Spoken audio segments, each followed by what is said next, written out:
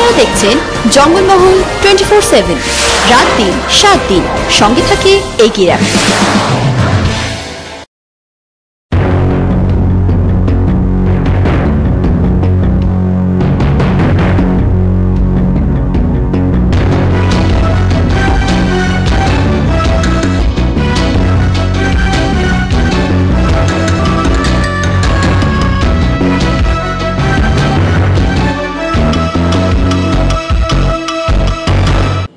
নমস্কার, জঙ্গলমহল নিউজে আপনাদের স্বাগত। আপনাদের সঙ্গে আমি রাজা। বিস্তারিত খবরে যাব তার আগে দেখে নেব আজকের শিরোনাম। নিবেদন করছে অধিকারী মোটরস, রথতলা মোড়, পুরুলিয়া।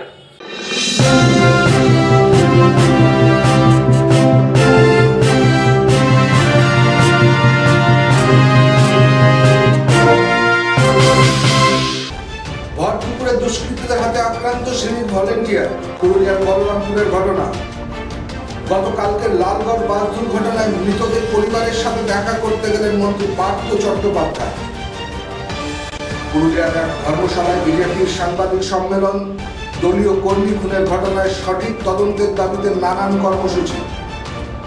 ধর্মীয় পার্বণের মাঝেই সামাজিক অনুষ্ঠান।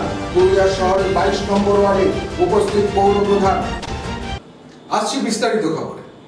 আজ দুপুর নাগাদ বলরামপুরে বেশ কয়েকজন দুষ্কৃতীর হাতে আক্রান্ত হয় এক সিভিক ভলেন্টিয়ার।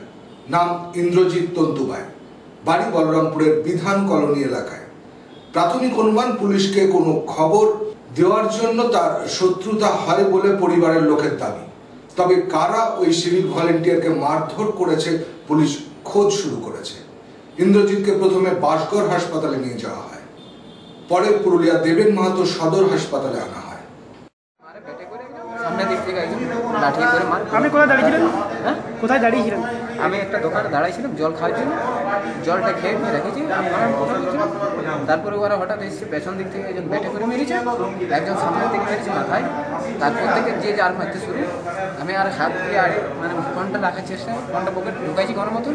ধরাধরি কেউ কোনো শুনছে না, যেখানে ইচ্ছা মারছে। কে কারা মেরেছে? ওইখানে ছিল বিকাশ গড়াই বলেছিল, বিকাশ গড়াই আর বাপ্পি গড়াই দুজন, আর লক্ষ্মী মণ্ডল, আর ওদের সাথে দুজন আবার ছিল। ভিড়ের মাঝে ওরা প্রচুর বিজেপি করে। হ্যাঁ, বিজেপি করে, ওরা সবাই করে, বেরাম দল বিজেপি। কি এখন কি কারণে মারছে মনে হচ্ছিল? কিছু বলে নাই, ওরা শুধু একটাই কথা, বহুত বড় পুলিশ হয়েছে সেই বলি। এর আগে ওদের কেস ছিল, ওইটা নিয়ে হয়তো কিছু রাগ ছিল হয়তো। আপনার নাম? আপনার নাম? ইন্দ্রজিৎ তন্তুবাই। গতকাল ঝাড়গ্রাম জেলার লালগড়ে বাস দুর্ঘটনায় নিহত আদিবাসী পরিবারের লোকেদের সাথে দেখা করতে আজ পশ্চিম মেদিনীপুর জেলার শালবনীতে হাজির হন তৃণমূলের মহাসচিব তথা রাজ্যের মন্ত্রী পার্থ চট্টোপাধ্যায়। তিনি প্রথমে যান গড়বেতা 3 নম্বর ব্লকের অন্তর্গত বুড়ামারা গ্রামে, যেখানে মৃতদের মধ্যে 3 জনের বাড়ি। তারপর যান শালবনী থানা এলাকায়, এখানে বাকি 3 জনের বাড়ি। 6টি পরিবারের সাথেই তিনি দেখা করেন এবং পরিবারের চাকুরিযোগ্য কেউ থাকলে তাকে চাকুরি দেওয়ার পাশাপাশি পরিবারের ছোট ছোট ছেলে মেয়েদের পড়াশোনার দায়িত্বভার গ্রহণ করা হবে বলে তিনি জানান। তিনি এও জানান, রাজ্য সরকার যদি এই দায়িত্বভার না নিতে পারে দলগতভাবে এই দায়িত্ব নেওয়া হবে। মুখ্যমন্ত্রীর নির্দেশেই তিনি এই কর্মসূচিতে হাজির হয়েছেন বলে এদিন জানান। শুধুমাত্র মৃত নয়, এদিন এরপরে মেদিনীপুর মেডিকেল কলেজ হাসপাতালে আহতদের সাথে দেখা করার পর তাদেরও পাশে থাকার আশ্বাস দেন তৃণমূলের মহাসচিব। উল্লেখ্য, সম্প্রতি শেষ হওয়া পঞ্চায়েত নির্বাচনে আদিবাসী এলাকাগুলিতে তৃণমূলের ভোট ব্যাংক ধস নেমেছে। এই দিনের এই কর্মসূচি সেই ভোট ব্যাংক অটুট রাখার কৌশল বলেই মনে করছে রাজনৈতিক মহল। এদিন পার্থ চট্টোপাধ্যায়ের সাথে এই সফরসূচিতে হাজির ছিলেন তৃণমূলের জেলা নেতৃত্ব। আমি তো বেশ কয়েকদিন ধরেই ঝাড়গ্রামের দিকে ঘুরে বেড়াচ্ছি, বিশেষ করে আদিবাসী অঞ্চলের দিকে তারও বেশি। এইরকম একটা বাস দুর্ঘটনা, এত লোক মারা গেল, এত লোক, আমি মেদিনীপুর হাসপাতালেও যাব। মমতা বন্দ্যোপাধ্যায় দিল্লি থেকে খবর পেয়ে বলেছে এক্ষুনি ছুটে যান। আমরা এদেরকে শুধু সান্ত্বনা নয়, হতদরিদ্র পরিবার এদেরকে পরিবারের একজনকে চাকরি দেওয়ার কথা আমি অনুরোধ করেছি মুখ্যমন্ত্রীকে। মুখ্যমন্ত্রী জানিয়েছেন যে চাকরি এবং অর্থ সাহায্যের যে দাবি বা অনুরোধ আমরা করেছিলাম সেটা জেলা প্রশাসনকে উনি জানিয়েছেন। আমি কলকাতা যাওয়ার আগে তাদের সঙ্গে কথা বলবো। বাচ্চা দুটি যদি পড়তে চায় আমরা পড়ানোর ব্যবস্থা করব, পড়তেও ব্যবস্থা করব। এরা একা থাকবে না, এরা আমাদের সঙ্গে সকলের সঙ্গে এক পরিবার হিসেবেই থাকবে। পুরুলিয়া 22 নম্বর ওয়ার্ডের নয়াবস্তি এলাকার মানভূম ক্লাব ঈদ উপলক্ষে একটি অনুষ্ঠানের আয়োজন করেন। মাধ্যমিক উচ্চ মাধ্যমিক পরীক্ষায় যে সকল পরীক্ষার্থী উত্তীর্ণ হয়েছে তাদের মনোবল বাড়ানোর জন্য এই অনুষ্ঠানের আয়োজন। সকল পরীক্ষার্থীকে পুরস্কৃত করা হয়। উদ্যোক্তারা জানান আগামী দিনে যে সকল পড়ুয়ারা আর্থিক অসুবিধার জন্য পড়াশোনা করতে পারছে না তারা যেন ক্লাবে যোগাযোগ করেন। অনুষ্ঠানে উপস্থিত পৌরপ্রধান শামিন্দাদ খান ও এলাকার গণ্যমান্য ব্যক্তিবর্গ। মানভূম ক্লাবের তরফ থেকে আজকের এই অনুষ্ঠানটা মাধ্যমিক এবং উচ্চ মাধ্যমিক পরীক্ষায় যারা এই এলাকার ছেলেমেয়েরা পাস করেছে তাদেরকে উৎসাহ দেওয়ার জন্য মানভূম ক্লাব যে উদ্যোগ নিয়েছে সেই উদ্যোগে সাড়া দেওয়ার জন্য আমি উপস্থিত হয়েছি। এটা অর্গানাইজার মানভূম ক্লাবকে ডিটেলসটা জানার জন্য অনুরোধ করব। আমি উপস্থিত হয়েছি মানভূম ক্লাবের এই অনুষ্ঠানকে উৎসাহিত করার জন্য এবং ওদের যে প্রোগ্রাম আছে যে বাচ্চাদেরকে নিয়ে কবিতা গল্প ইত্যাদি যারা করছে সেগুলো আছে এবং পরে প্রাইজ ডিস্ট্রিবিউশন সেরেমনি প্রোগ্রাম নিয়েছে।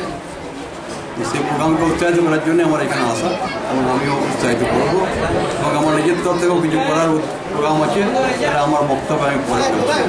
আজকে যে অনুষ্ঠান করেছি মাধ্যমিক এবং উচ্চ মাধ্যমিক যারা পাস করেছে, first division second division third division নয়, তারা পাস করেছে, সবাইকে আমরা সেলিব্রেট করছি এবং আগামী দিনে এই ধরনের অনেক কিছু প্রোগ্রাম আমরা ভেবে রেখেছি, ঠিক আছে।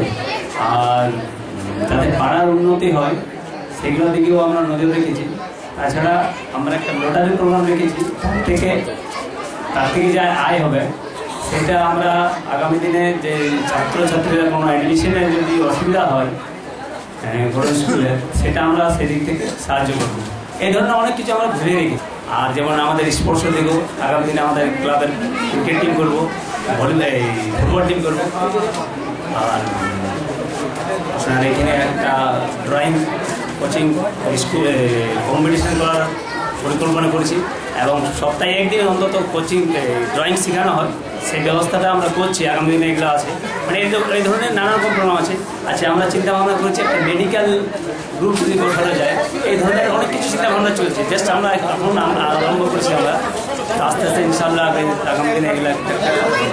ঈদ উপলক্ষে আমাদের মানভূম ক্লাবের তরফ থেকে এই যে প্রোগ্রাম নেওয়া হয়েছে, এই প্রোগ্রাম আমাদের কোনো খুব বড় একটা প্রোগ্রাম নয়, কিন্তু একটা ছোট্ট প্রোগ্রাম যেটা আমরা বাচ্চাদেরকে মনোবলটা বাড়াতে পারি, যে বাচ্চারা পাস করছে বা আগামী দিনে যারা পরীক্ষা দেবে তারা যেন আরও আগে বেড়ে ভালোভাবে পরীক্ষা দিতে পারে, তারই চেষ্টা করছি। এই চেষ্টা করছি আমরা যেন বাচ্চারা আমাদের ভালো পড়ে। বাচ্চাদের গার্জেনরাও রয়েছে, যদি কারো কোনো অসুবিধা থাকে পড়ালেখার জন্য আমাদের ক্লাবের থেকে যোগাযোগ করবেন, আমরা সহযোগিতা করব। পুরুলিয়ার বলরামপুরে ত্রিলোচন মাহাতো, দুলাল কুমার ও জগন্নাথ টুডুর স্মৃতির উদ্দেশ্যে এক রক্তদান শিবিরের আয়োজন করে বিজেপি। অনুষ্ঠানটি হয় পুরুলিয়ার বলরামপুরের মোদি ভবনে। পুরুষ ও মহিলা মিলে মোট 22 জন রক্তদান করেন এই শিবিরে। আমাদের এই রক্তদান শিবির ভারতীয় জনতা পার্টির পক্ষ থেকে করা হয়েছে। আমাদের একনিষ্ঠ কর্মী 3 জন যারা শহীদ হয়েছে, মাননীয় জগন্নাথ টুডু, মাননীয়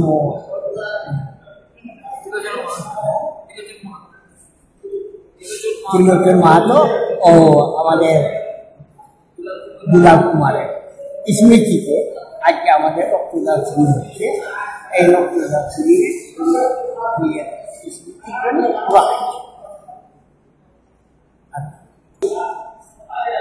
প্রবীণতম ভারতীয় জনতা পার্টির একজন কার্যকর্তা from very beginning of the junction. National যুবা কোঅপারেটিভ ব্যবস্থাপনায় পশ্চিমবঙ্গের প্রথম পুরুলিয়াতে জননিধি ব্যাংকের উদ্বোধন করেন। অন্যান্য ব্যাংকের তুলনায় কম সুদের হারে ঋণ দেওয়ার ব্যবস্থা সহ অন্যান্য সুবিধা রয়েছে এই ব্যাংকে। এর পুরুলিয়ার বিভিন্ন ব্লক ছাড়াও বাংলার অন্যান্য জেলাতে শাখা অফিস খোলার ব্যবস্থা করবেন বলে জানায় কর্তৃপক্ষ। ব্যাংক ম্যানেজার রুমা দাস সহ অনেকেই উপস্থিত ছিলেন উদ্বোধনী অনুষ্ঠানে। ন্যাশনাল যুবা কোঅপারেটিভ সোসাইটির মাধ্যমে আজকে যে জননিধি যে আমাদের ব্রাঞ্চ ওপেন হচ্ছে, সেই ব্রাঞ্চ অন্যান্য ব্রাঞ্চ মানে ব্যাংকের থেকে ভালো সুবিধে আছে, সুদের হার বেশি আছে, লোনের যে দেওয়ার প্রক্রিয়া সেটা অতি সহজ আছে, সাধারণ থেকে সাধারণ ব্যক্তিকে লোন দেওয়ার যে পদ্ধতি সেটা আমাদের অতি সহজ উপায়ে আছে। এবং আমরা চাই যুবকেরা রোজগার করার জন্য এনওয়াইসিএসের যে জননিধি ব্রাঞ্চ তার মাধ্যমে এসে স্বরোজগার হোক। পূর্ব ভারতে আমরা পুরুলিয়াতেই প্রথম শুরু করলাম। ভারতবর্ষে প্রায় 8টা রাজ্য 20 বছর আগে কেরলে শুরু হয়েছিল। কেরলের থেকে আজকে প্রায় 26-27টা আমাদের ব্রাঞ্চ সারা ভারতবর্ষে আছে। আমরা 1 বছরের মধ্যে সারা ভারতবর্ষে 200 ব্রাঞ্চ করব। পশ্চিমবাংলাতে প্রত্যেকটা জেলাতেই আমাদের ব্রাঞ্চ হবে। পুরুলিয়া জেলাতে বিভিন্ন ব্লকে হবে এই ব্রাঞ্চ। পুরুলিয়া জেলা তাইকান্ডো অ্যাসোসিয়েশনের উদ্যোগে পুরুলিয়া এমএসএ ময়দানে আয়োজিত হলো তাইকান্ডো প্রতিযোগিতা।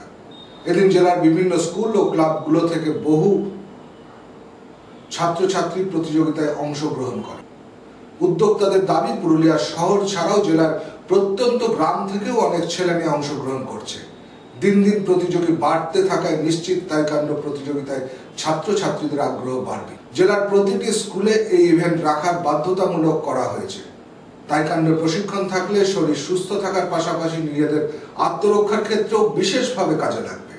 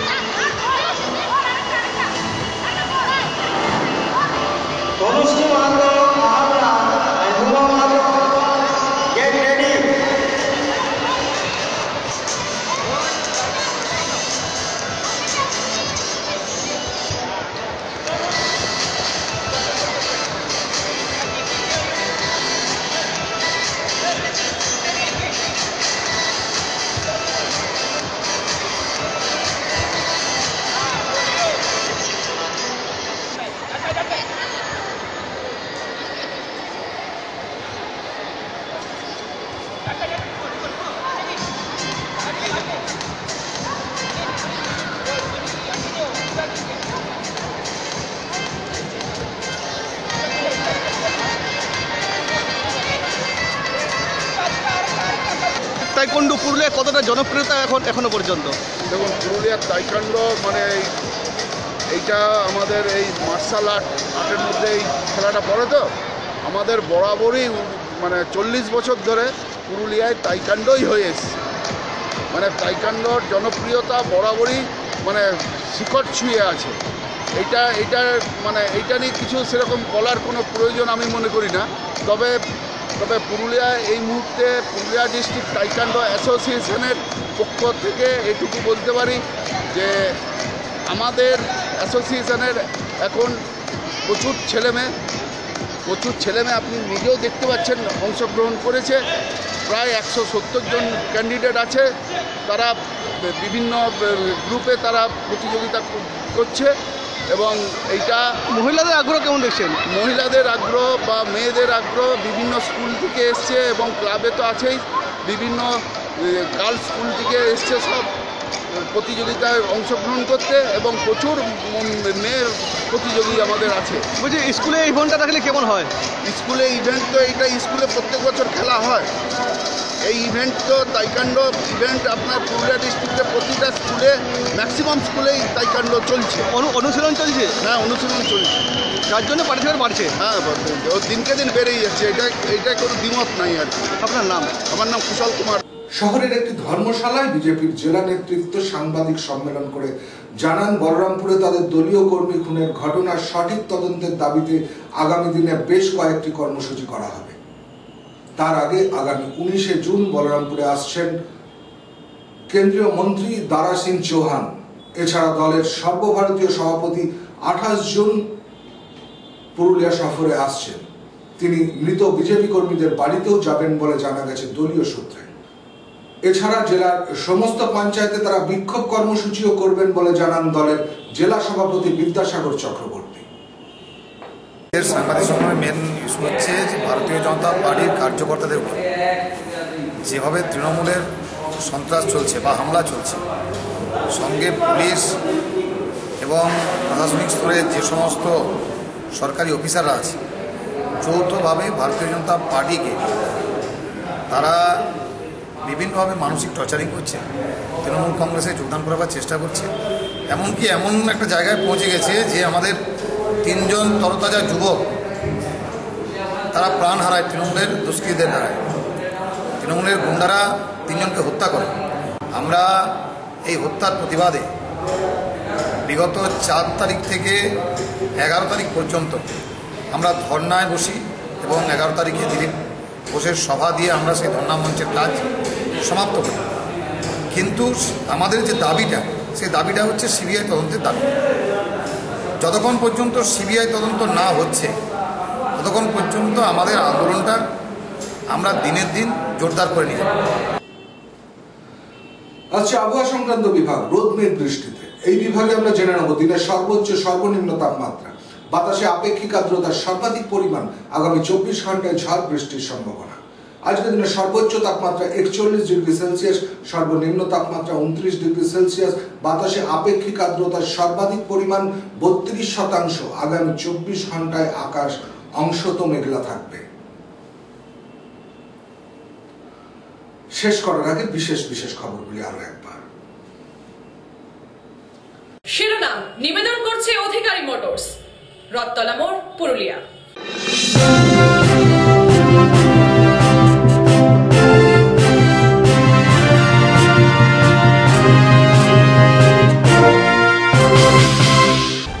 ভরপুকুরে দুষ্কৃতীদের হাতে আক্রান্ত শ্রেণীর ভলেন্টিয়ার। পুরুলিয়ার বলরামপুরের ঘটনা। গতকালকে লালগড় বাস দুর্ঘটনায় মৃতদের পরিবারের সাথে দেখা করতে গেলেন মন্ত্রী পার্থ চট্টোপাধ্যায়। পুরুলিয়ার এক ধর্মশালায় বিজেপির সাংবাদিক সম্মেলন। দলীয় কর্মী খুনের ঘটনায় সঠিক তদন্তের দাবিতে নানান কর্মসূচি। ধর্মীয় পার্বণের মাঝেই সামাজিক অনুষ্ঠান। পুরুলিয়া শহরের 22 নম্বর ওয়ার্ডে উপস্থিত পৌর প্রধান। জঙ্গলমহল নিউজ আজ এ পর্যন্ত। দেখতে থাকুন 24x7 জঙ্গলমহল নিউজ, রাত দিন 7 দিন সারাদিন। নমস্কার।